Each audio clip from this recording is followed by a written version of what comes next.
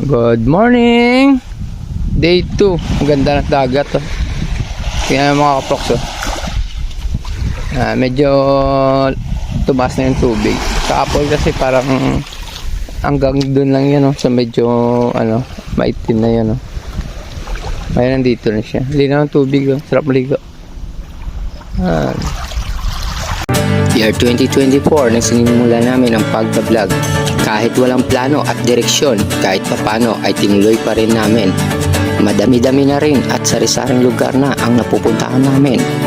Madalas kami masabak sa mga trail at napakadelikadong mga lugar. Ang importante dyan ay tiwala lang sa taas. Malalayong lugar ang gusto namin puntahan para mas masulit namin ang experience at exciting. Kaya samahan nyo kami mga kaproks sa lagi naming adventure. Kaya good day, good nature mga kaproks. Nandito tayo sa Ilog. Kasama ko ang aking kupal.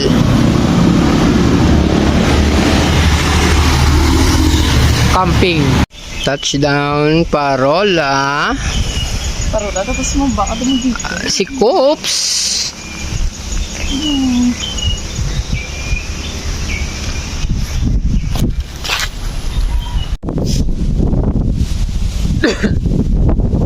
Good morning mga kaproks. Bumalik na naman tayo dito sa lugar ng Kawayan sa may Parola. Dumaan lang kami kasi kami. Inana namin kasi sobrang ganda kasi. Paakyat na kami.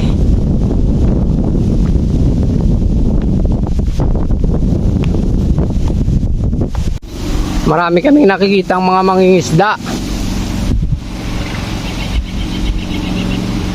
Yun o. Kung makikita nyo mga kaproks, no, dito namin ginawa yung intro namin. No. Dito yan, nahagdan. Trail at Makikita nyo sa video namin sa una. Dito namin yan shoot.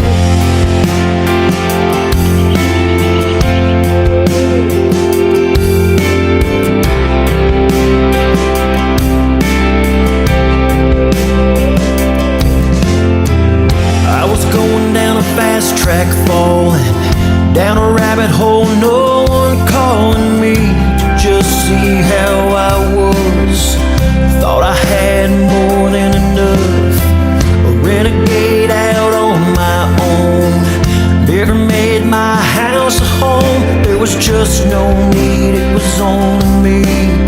Myself and I was free. Never gave a second thought to finding someone I could love.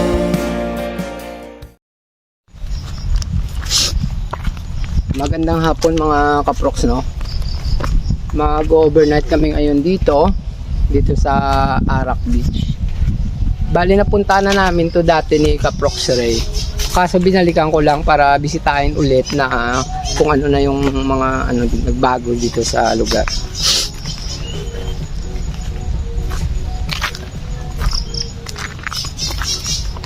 So bali ito pala yung motor natin, naka park dyan.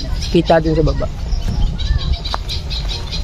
Yung tent natin dun sa baba. So tara na, bisitahin natin dito sa baba. Dito kasi mas magandang tambayan. Tapos sa baba.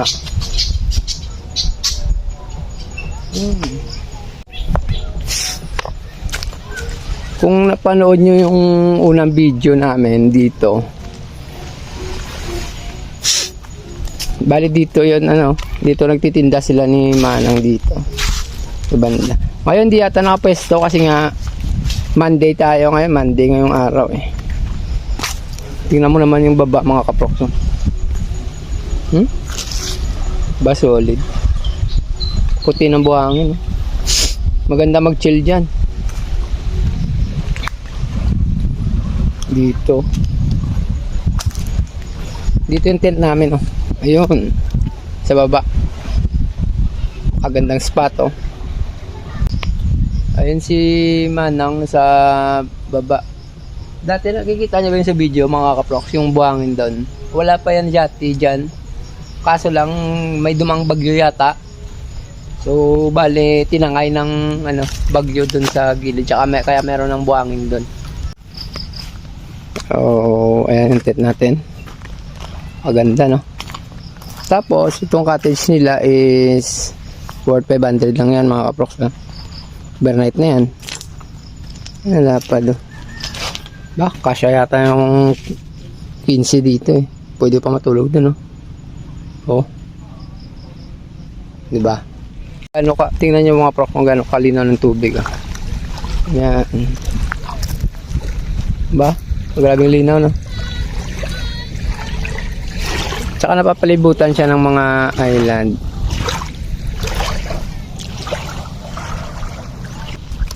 Ito yung pinakagusto kong mga kaprok no? Yung area na to. Kasi mapakalapad ng buhangin dito eh.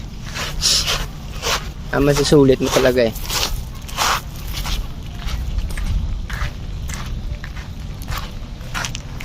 Ayan, pwede kayo dito mag camp.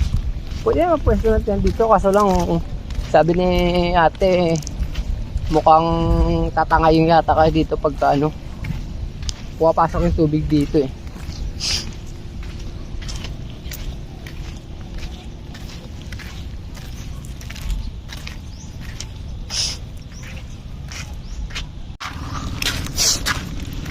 Time check mga kaprox is 5:43 PM.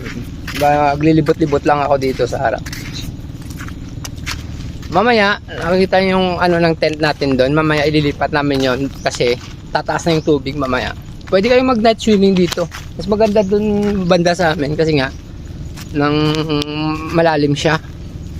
Pero hindi mo na kailangan lumayo para makapag swimming lang.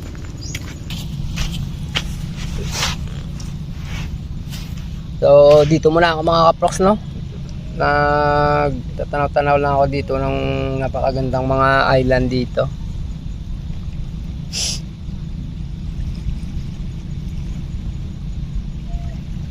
Sa mga gusto pa lang bumisita dito, bali ipipin ko lang yung ng Facebook page nila dito. Ito, kontakin nyo lang para makapag-book dito sa page na to. Mura lang naman dito yung entrance fee, 30 lang. Tapos sa mag-overnight, yung tent is magbabayad lang ng 300. Tapos plus entrance na 30 pesos lang. Solid na dito mga kapoks, no? Tapos pwede pa kayo ditong gumala kasi maraming kadikit na mga resort din to eh, na mga white sand din. Bale, pwede kayong gumala dito. Pero yung mga basura, kailangan nyo lang ipunin kasi syempre, kalikasan, mahirap to.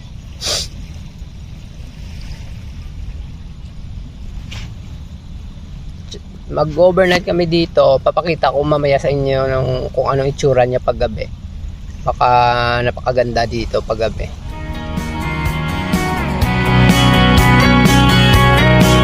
Well, hey girl, I've been trying all night to catch your eyes.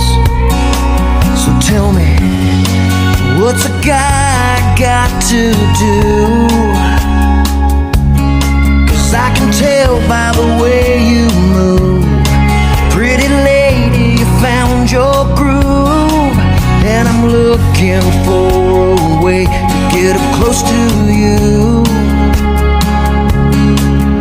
'Cause I haven't seen a girl quite so beautiful in a long time. It's been a long time. Now I'm never gonna let you go. Never gonna let you go. Well, hey, hey, what do you say? You and I, pretty lady, you and...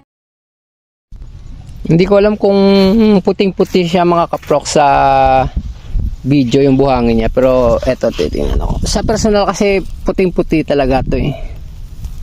Ayan o. Para siyang corals na pinudpod. Parang gano'n yung buhangin niya dito. Ayan o. Tingnan niyo mga kapoks. Ang ganda ng sunset. Ayan, palubog na.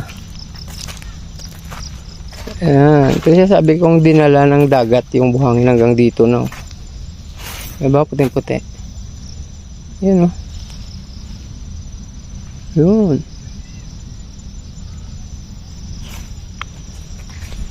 Mukhang marami yata ditong sugpo. Tsaka limango. Ayan, no? Dati kasi pala isdaan to yung mga proks. So, good evening mga proks, no? Bale, ngayon nandito na kami gabi na. So, kumbaga maghahapunan kami ngayon. Ayan, ito pala yung view niya kung gabi. Ayan, mga ilaw yung mga cottage dito. Simpleng-simple lang, oh. Kami nandun, oh. Makain.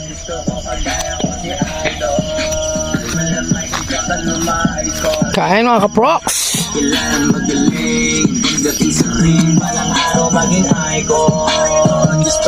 Diyan yung tent namin dyan banda. Ilaw namin. Good morning! Day 2. Ang ganda ng dagat, oh. Tingnan mga kaproks, oh. Medyo tumaas na yung tubig. Kahapon kasi parang hanggang dun lang yan, oh. Sa medyo maitim na yan, oh. Ngayon nandito na siya. Linaw ng tubig, oh. Sarap maligo.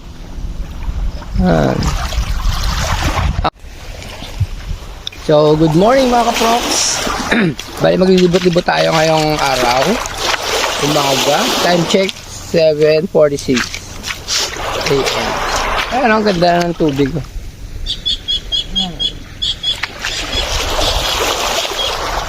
Bali kagigising ko lang. Gusto ko lang malibot ang dagat. Ayun, kung napapansin nyo kahapon mga kaprok, dun sa dulo, kita pa yun dun ng dagat. Ngayon wala na, oh. Medyo tumaas na yung tubig. Tsaka meron ng mga alon ngayon, oh. May alon na. Kahapon kasi parang kalmado, eh. Parang wala akong nanong alon. Ngayon may alon, oh. Yan. Babalik tayo. Pagkatapos namin maligo, luluto lang kami tapos uwi na rin.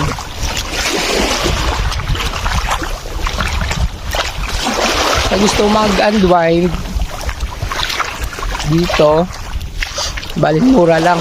Kapag may baong kong tent is worth babayaran ng 300 plus yung entrance fee na 30 pesos. O diba? Sulit yun sa ganito kagandang view.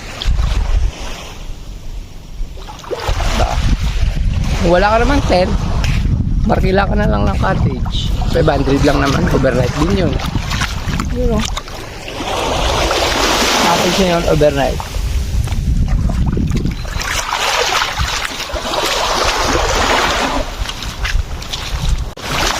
So kahapon mga guys, wala pang tubig dyan, no? Nadaanan ni Leng. Ngayon meron na, oh. Malalim na. Nasubukan namin tawirin kasi bibili kami ng magbabanlaw. Ayan, oh. Ganda, oh. Pwede ka mag-dive dyan, oh. Punta dito. Oops. Yan, gaano kalinaw. Yan. Ang ganda dito daanan. Yan. Yun, oh. Boom! Wow! Ayan, diba?